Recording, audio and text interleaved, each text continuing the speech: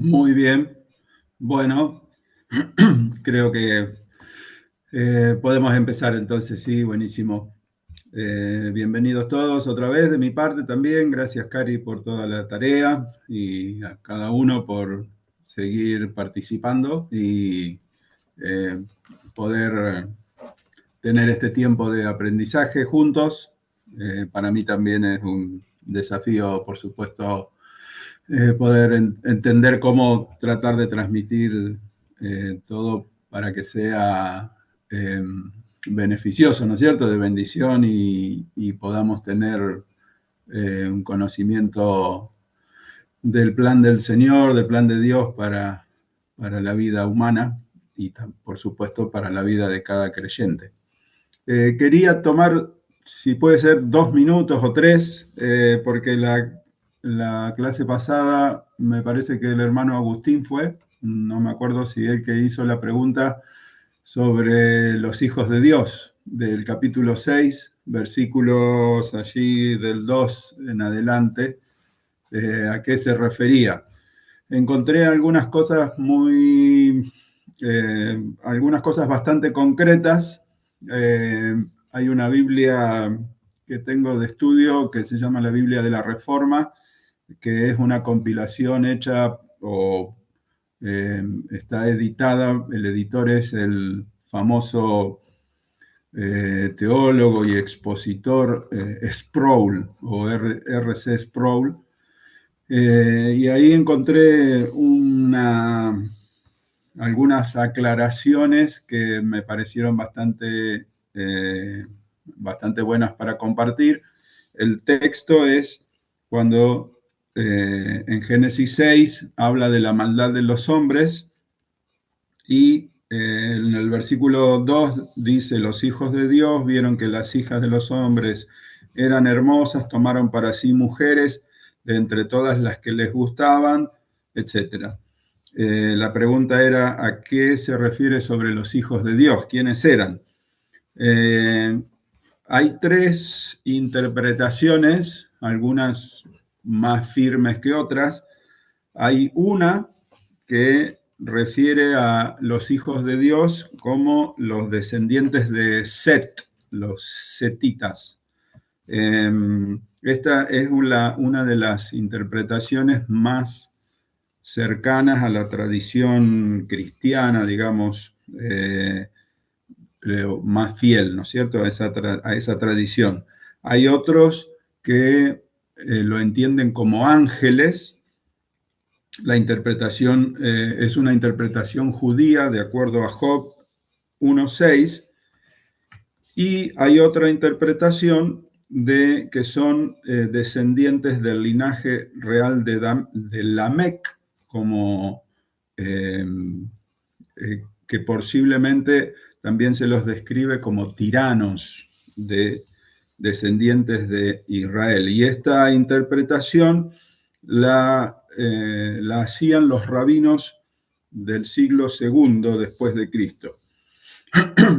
Quizás las tres interpretaciones pueden tener una defensa, por decirlo así de una manera, desde el punto de vista de lo lingüístico, es decir, desde lo que se desprende de la escritura o del lenguaje, pero quizás la primera se puede llegar a ajustar mejor a todo el contexto inmediato ahí del texto y de lo que se está relatando.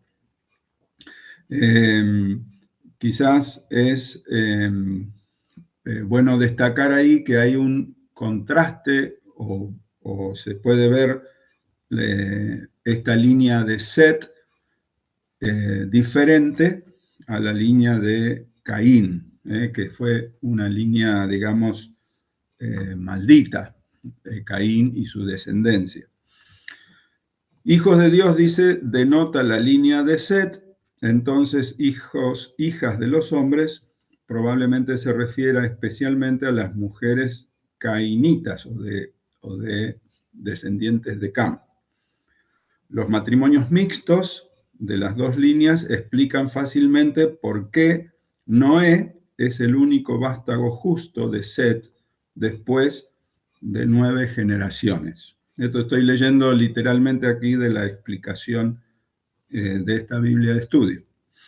La genealogía de Lucas, que Lucas hace acerca de Jesús, es una base para entender cómo el linaje de Set podría entenderse como hijos de Dios.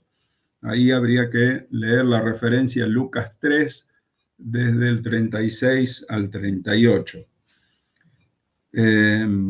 Entonces, esta interpretación es como la más fuerte tradicionalmente dentro de las interpretaciones cristianas, que los hijos de Dios serían descendientes de Set y que se casaron con estas hijas de los hombres, las cuales eran hermosas, dice, estas hijas descendientes de Cam, y así poder llegar a este linaje paralelamente con lo que se explica de la genealogía que Lucas hace en el Nuevo Testamento, de donde llega Jesús, por supuesto. Después, las otras interpretaciones, el segundo punto de vista, que es más apoyado en la tradición, decíamos, la tradición de los rabinos, una interpretación de los rabinos, tendría una contraposición, digamos, o estaría en contra de la declaración de Jesús de que los ángeles no se casan, o no sé, en Marcos 12, 25. Y nos explica, y no explica, perdón, por qué el enfoque está en los mortales y el juicio sobre ellos. Es decir, si fuera que se acepta, aunque está en contra de lo que Jesús dijo, se acepta que serían ángeles, esto mostraría por qué el juicio de Dios sobre los hombres. Y la tercera interpretación explica o se ve la frase entre todas las que les gustaban y concuerda con la descripción de las acciones de Lamec, pero es la menos apoyada antiguamente, que exige que la frase hijos de Dios se refiera a personas que en realidad no son como Dios, es decir, son creación de Dios. No sé si aclara u oscurece, pero es lo que más o menos pude llegar a recabar alguna de estas cosas, que si alguien quisiera ahondar más en buscar algunas cosas, podrían aportar quizás algún otro dato. Allí, Analía, ¿sí? Sí, una preguntita, porque siempre escuché que se refería a los hijos de Dios también a los ángeles caídos, y yo pensaba, digo, como nadie me dijo lo que vos estás repitiendo ahora, que los ángeles caídos con las mujeres, o sea, las hijas de Dios, hijas de Set, tuvieron relaciones y de ahí tuvieron esos gigantes de los que hablaba, digamos, Génesis 6. ¿Puede ser o estoy errada? Claro, es justamente como una transmisión, ha sido como una transmisión que hemos escuchado muchos, esa interpretación de que los hijos de Dios se refería a los ángeles caídos. No, lo he escuchado, no lo he investigado más que esto que traigo a colación ahora, si realmente cuáles de las posiciones sería la que mejor se ajusta al relato de todo el contexto y a lo que se debería interpretar. Esa interpretación que vos describís es como popular, digamos, es lo que se ha escuchado varias veces, pero no sé cómo defenderla, si se quiere, a esa posición o a esa Sí, es que interpretación. la Biblia no dice nada al respecto, son Claro, suposiciones de a lo mejor teólogos que se hicieron la misma pregunta, ¿no? claro. Muy bien. Eh, Queda abierto por ahí si alguien quiere investigar y compartir a lo mejor en el grupo algunas otras ideas o que haya investigado, podemos seguirlo así, puede seguir haciendo sin problemas. De mi parte, estaría bueno quizás poder aprender algún poco más sobre esto. No sé si llegar a una conclusión cerrada, pero tener algunos elementos. Hay muchas cosas en la Biblia que están todavía un poco veladas, digamos, no totalmente comprensibles o tan explicadas tan fácilmente. Sí, Así la que verdad bueno, es que este tema es amplio uh-huh, y hay mucho para investigar, mucho se ha podido interpretar, pero acuérdense que toda interpretación es una exégesis, como siempre se dice. Eh, claro, y esa exégesis que hacemos, también vamos con nuestra idea o lo que hemos escuchado, no está completamente limpia. O sea, es más eisegesis, como le dicen. Pero bueno, claro. nosotros esta materia es un panorama Uh-huh. y nos vamos a quedar sino con Génesis. Hoy Es trataremos grande, de llegar a un poco más. es amplio, es amplio. Bueno, muy bien. Eh, Seguimos adelante. Les iba a mostrar un poquito lo que hemos visto hasta ahora de forma gráfica, cosa de que nos quede lo mejor posible. Estoy otra vez compartiendo la pantalla, no sé si se ve. Y hicimos este recorrido de lo que podemos entender como el reino de Dios. El reino de Dios está o se manifiesta en lo que es el pueblo de Dios, en un lugar de Dios bajo su gobierno y bendición. Esa es un poco la definición que hemos tratado de extender o tomarla desde el libro este Panorama Divino. Cuando iniciamos todo esto, también hacíamos un poco una definición de que ese reino tiene un patrón, que es el Génesis, capítulo 1 y 2, donde el pueblo de Dios son Adán y Eva, el lugar es el jardín del Edén, donde Dios los puso, y estaban bajo su gobierno por la conducción de su palabra y una relación entre Dios y su creación, o Dios y el hombre y la mujer en una relación perfecta. Luego, en el capítulo 3 de Génesis, con la caída en el pecado, ese reino se pierde y aclarábamos que significa que se desvía de su camino.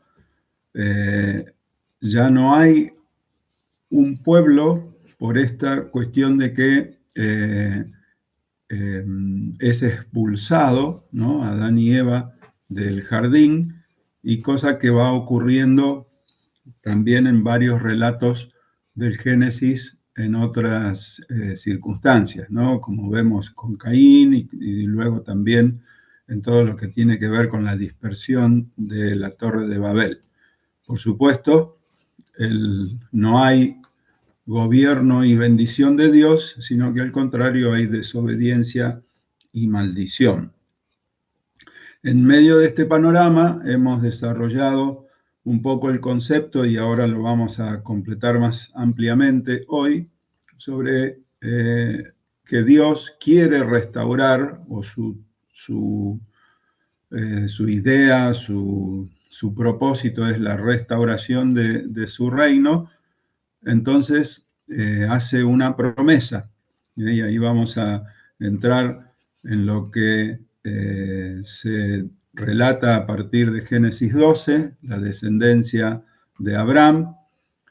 Dios le promete una tierra que es Canaán, en donde será bendecida Israel, y no solo a Israel, sino también las naciones. Es decir, estamos en esta etapa en la que vemos esta promesa de Dios. Quizás un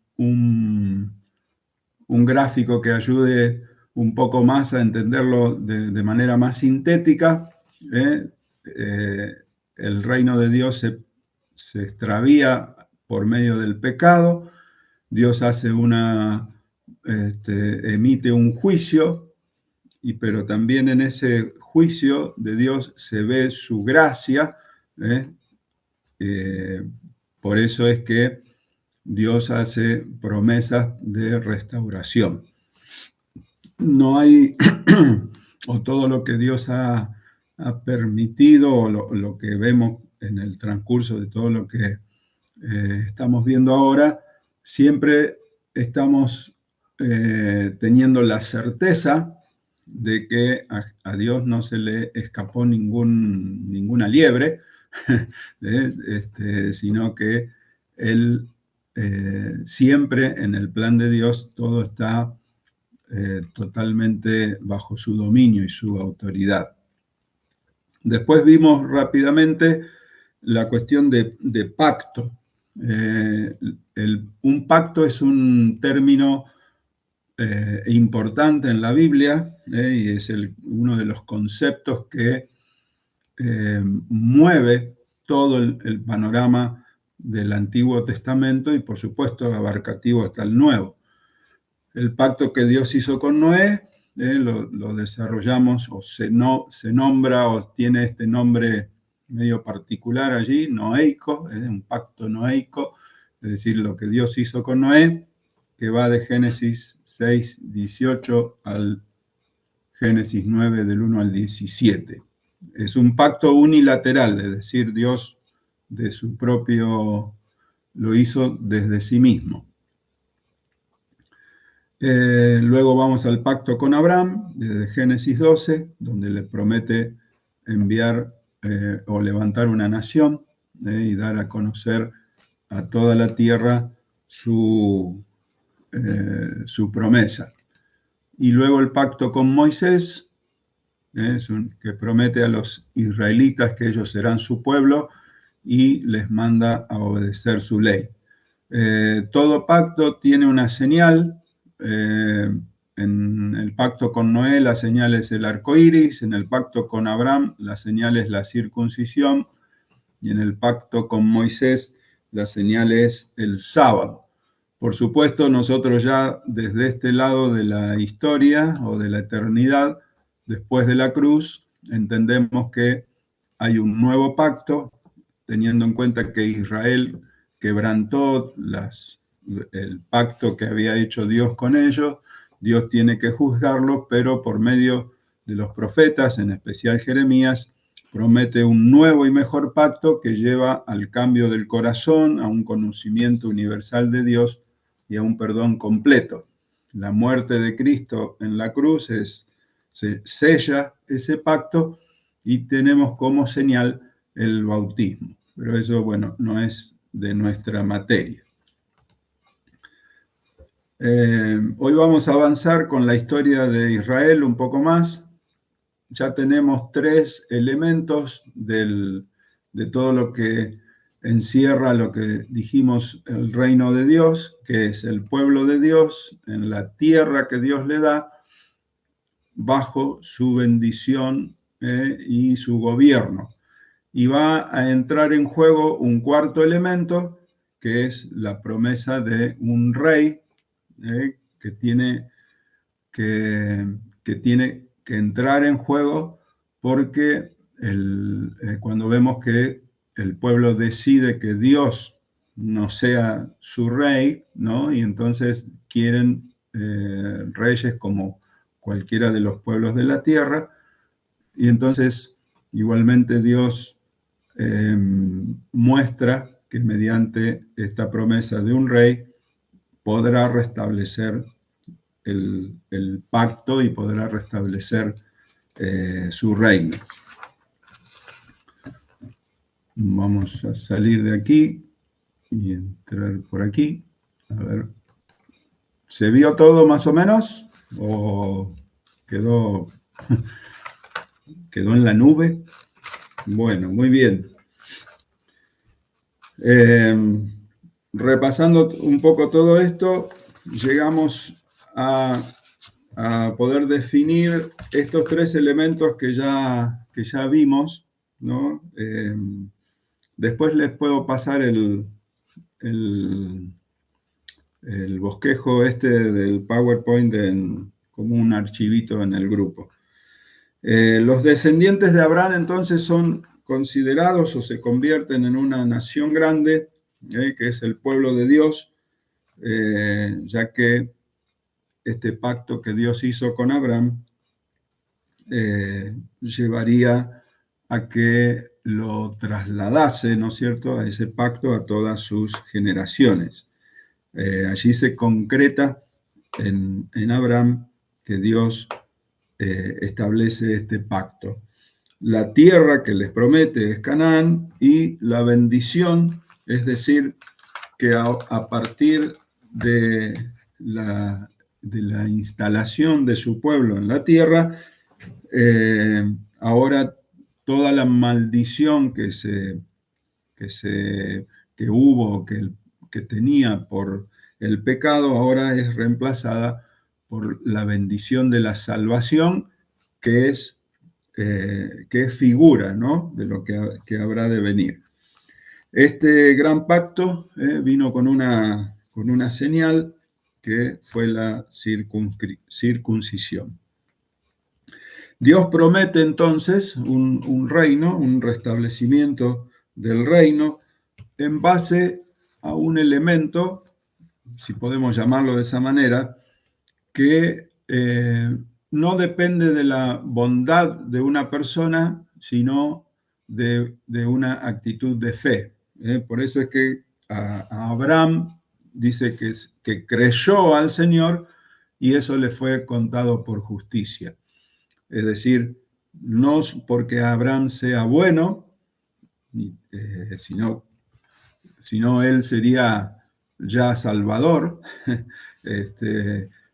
sino que está el peso, digamos, de la cuestión es que Abraham creyó a las promesas de Dios. Y es así como vemos que allí hay una promesa, ¿no?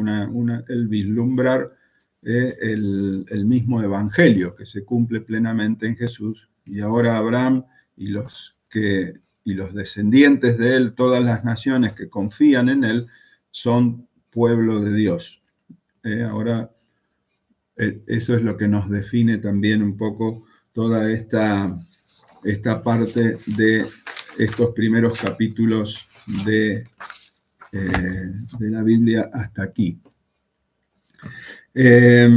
Vamos a abarcar ahora un poco más de tiempo para seguir avanzando en la historia de Israel, que desde Abraham, ahora vamos a hacer tratar de hacer abarcar un gran periodo, casi de 1000 años, que es de Abraham hasta la monarquía, es decir, hasta David y Salomón. O mejor dicho, podemos, aunque sea una página de la historia no tan buena, Saúl, David y Salomón.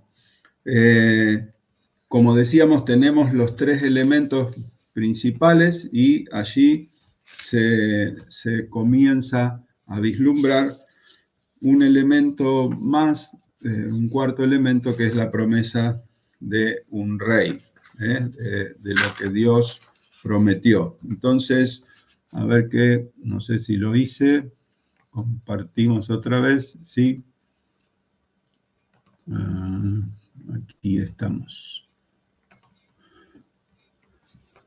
Entonces, de Génesis 12 a Éxodo 18, podemos ver esta promesa de un pueblo, del pueblo de Dios, o mejor dicho, el armado del pueblo de Dios. En Génesis 12:2 le dijo Dios a Abraham, haré de ti una nación grande, y en Éxodo 6 ya Dios dice a este pueblo que ustedes serán mi pueblo y yo seré su Dios.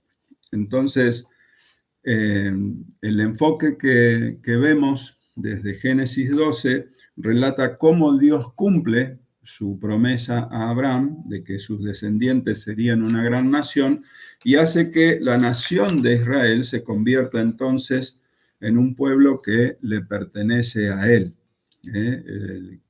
La nación de Israel como un pueblo que le pertenece a Dios. Esto no es fácil que suceda y que se concrete, sino que se presentan numerosos problemas desde el inicio. Entonces vemos todo el relato en que de Sara, que es estéril, y que Abraham no tiene paciencia en ese primer momento. La verdad que esperar tanto tiempo el cumplimiento de una promesa, cualquiera, hasta el más crédulo, puede decaer en su fe y tratar de hacer las cosas a su manera, ¿no? Entonces, ante una esposa estéril, Abraham decide o eh, abre un camino allí actuando por sí mismo, y entonces ya conocemos la historia de que a través de la criada viene Ismael. Entonces, evidentemente en el plan de Dios, Abraham tiene que aprender que para que el Evangelio llegue a cumplirse, solo Dios podría consumarlo, Dios podía hacer que se cumpla. Así que entonces vemos en el ejemplo de Abraham otra vez que se debe confiar en las promesas de Dios y creer exactamente la misma verdad. Entonces, de Abraham y Sara viene y Dios les da el hijo de la promesa, a Isaac, y confirma Dios allí su pacto y su promesa. Esta idea o este cumplimiento de la promesa de Dios, por supuesto, tiene también al llegar Isaac otra, como se diría, algo incomprensible cuando recordamos que Dios le pide a Abraham que sacrifique a Isaac en Génesis capítulo 22. Un mandato quizás fuera de lo común, por supuesto desconcertante, pero vemos que también Abraham no solo tiene fe, sino que tiene un concepto alto de autoridad de parte de Dios y le obedece sin siquiera hacer ninguna objeción.